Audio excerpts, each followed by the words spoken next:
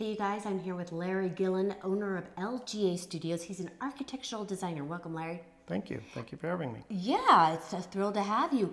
And we're talking about what you can do, what your options are in terms of renovating or remodeling a home. Many people are choosing to either stay in their home forever and ever or getting it ready for when it can be sold.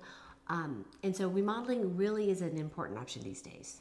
Yeah, we get a lot of clients these days that really want to take a look at their kitchens, their family room and gathering spaces, their master bedroom spaces, and even master bathroom spaces. But really the kitchens and the family gathering spaces are our prime areas where we look at doing renovations. Renovations, and those are probably the most, I don't want to say cost effective, but you get the most bang for your buck.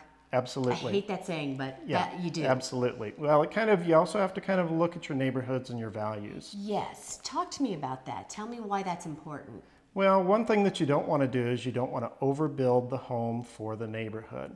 So if you were to add, say, double the size of the house in a neighborhood that just really won't justify that for resale, you're probably going to stay there for a long period of time before you get your value So up. in a layperson's terms, or to put it harshly, not so elegantly, if you double the size of a house in a lower end neighborhood, that's not a great idea. Not a great idea. Okay, so you look at your neighborhood and see if it will sustain this kind of renovation, this level of renovation. Yes, absolutely. Okay. And the home we're in now has been completely renovated, gutted? What did you... This home is in transition stage. It is in an older neighborhood, in an upscale neighborhood. And what we wanted to do was take a look at this project in a manner of how this house can evolve over a number of years. Okay. So we've started with the interior of the home, and it's in kind of a neighborhood that is more historical, but we wanted to do something what our client valued was a more contemporary design. Yeah, I happen to love that, like historic locales and outside and contemporary interior. I think there's nothing like that. Yeah, that's been kind of the key to this project, and what we wanted to do is still carry some historical elements to it. So one of the items that is here is the old servants' staircase. Yeah. This was a kitchen that basically was a long, narrow kitchen that was partially a servant's kitchen and partially for the owners at one period of time. All right. And this area that was in the back of us here was also just very closed off. It was almost the servants' quarters for coming down and eating. Oh, okay. So it was probably dark. It was very dark and now and you've really dungy. opened it up.